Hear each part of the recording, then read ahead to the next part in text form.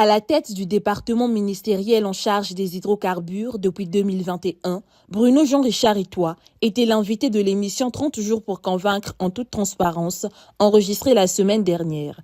Cette tribune est initiée dans le cadre du bilan du quinquennat 2021-2026 du président de la République, Denis Sassou Nguesso. Le devoir redevabilité oblige, il a fait le diagnostic du secteur des hydrocarbures en mettant en lumière les réformes structurelles et stratégiques, les projets impulsés, mais aussi les perspectives. À la première question sur la santé du secteur pétrolier, le secteur a connu un déclin de la production en 2020, impactant significativement l'économie nationale avec une baisse des recettes publiques liées aux hydrocarbures. Mais grâce aux orientations stratégiques du président Denis Sassou Nguesso, le ministère a pu stopper le déclin, stabiliser le marché et développer le secteur gazier, avec une croissance remarquable de la production pétrolière et gazière sur la période 2021-2026. Des réformes importantes ont été menées. Le ministère a créé 4 nouvelles directions générales pour renforcer la gouvernance du secteur. Les réformes ont porté sur l'économie, l'audit et le trading pétrolier, l'amont pétrolier, la valorisation du gaz et la direction générale de l'aval pétrolier, permettant d'améliorer la transparence et l'efficacité de l'administration. Donc, on a complètement réformé en même temps le cabinet.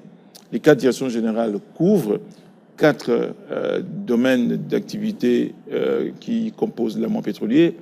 D'abord l'amont pétrolier au sens très pétrolier du terme, donc l'exploration-production. Donc on a pu ainsi avoir des directions très spécialisées. L'aval pétrolier, qui était un peu le parent pauvre pendant longtemps, puisque la plupart des directeurs généraux des hydrocarbures étaient de l'amont pétrolier, donc c'était pas forcément leur plus grand tropisme, l'aval pétrolier. Et puis, ce qui est nouveau, une direction générale de l'évaluation du gaz, pour en faire un vrai pôle, un vrai centre de priorité de l'activité gouvernementale dans ce domaine. Et enfin, ce qui est encore plus nouveau, c'est une direction générale de l'économie, l'audit, le trading pétrolier. Ce sont des métiers dont on parle peu, mais ce sont des métiers qui transforment le pétrole en argent. La promotion du secteur gazier a permis d'attirer des investissements significatifs, engageant Eni Congo et Wingwa. La République du Congo devient ainsi pays producteur et exportateur du gaz naturel liquéfié.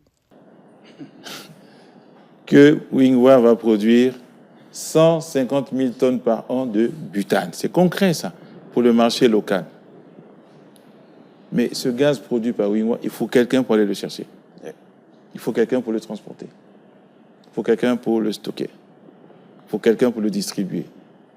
On demande à Wingwa, qu'est-ce qu'on fait? Je fais venir des Européens, des Asiatiques. Qu'est-ce que je fais? Je fais venir des Ouest-Africains. C'est l'appel que je lance. Actuellement, il y a 3 sociétés qui font ça, qui ont l'agrément pour stocker, commercialiser le gaz pétrolier liquide, c'est-à-dire principalement le butane. C'est SNPC Distribution, c'est GPLSA et c'est Faki. Je crois que ces 3 sociétés, elles seules ne pourront pas prendre ces 150 000 tonnes et les distribuer dans tout le Congo parce que c'est un projet énorme.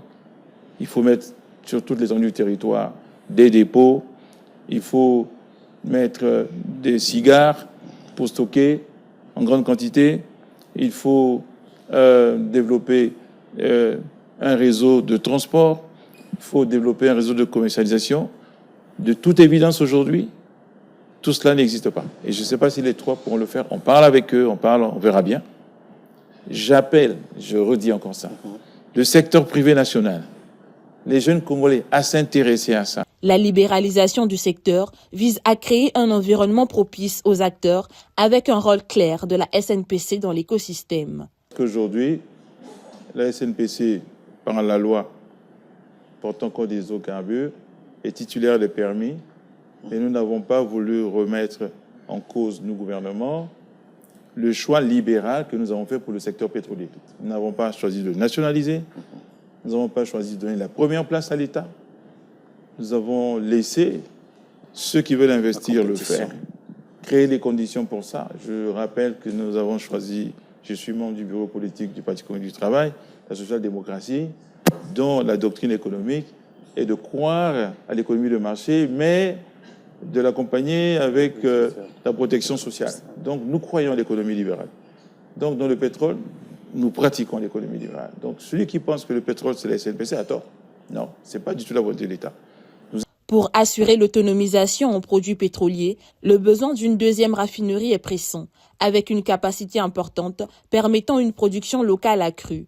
Les travaux de la nouvelle raffinerie devraient démarrer cette année pour couvrir la demande nationale, réduisant ainsi les dépendances aux importations. Le choix qu'on a fait, c'est d'attribuer des permis pétroliers à des sociétés chinoises, partenaires de celle qui va construire la raffinerie. Ça prend un peu de temps. Une fois qu'on a attribué, il faut qu'ils fassent quelques travaux. Aujourd'hui, c'est fait. Il y a même une découverte. Il y a même un permis d'exploitation qui a été attribué le 31 décembre par le gouvernement. Donc maintenant, ils ont la garantie qu'ils auront du pétrole.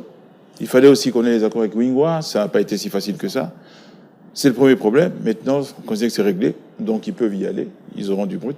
Deuxième problème, c'est les fameuses expropriations qui ont pris un peu de temps, de négociations, un peu lourdes, c'est un peu cher. Voilà, ça se faisait parallèlement. Aujourd'hui, on peut considérer que c'est pratiquement réglé. Donc, on est à peu près prêt à démarrer.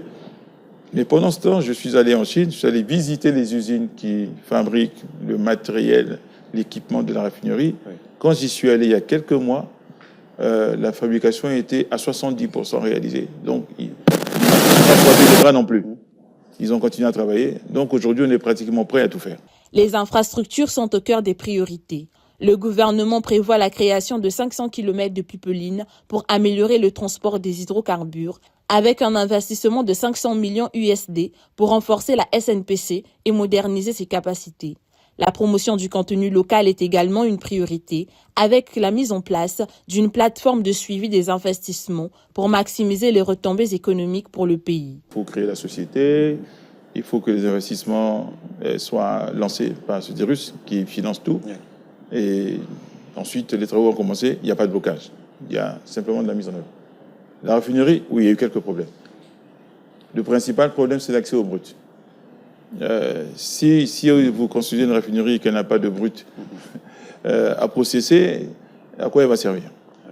Et de toute évidence, nous avons un problème qui n'est pas résolu, c'est faire appliquer les textes, nos textes en la matière, à savoir l'obligation pour tout producteur d'alimenter le marché local. On n'y arrive pas. Pour des raisons historiques, ça s'est fait dans le passé, la CROF a eu du mal à payer, et puis après c'est l'État qui devait payer, l'État a eu du mal à payer, donc aujourd'hui les opérateurs, ils sont assez frileux.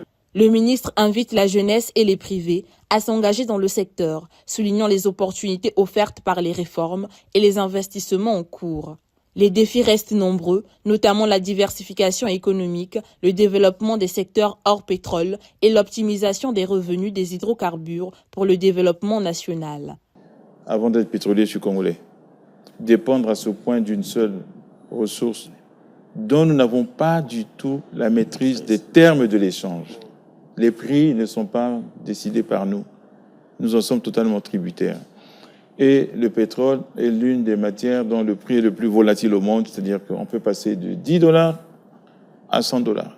C'est la seule matière première qui fonctionne de cette manière en matière de prix. Donc, je suis fervent, je suis membre du gouvernement, défenseur de l'indispensable diversification économique que nous devons imprimer. Et c'est bien cela que veut le président.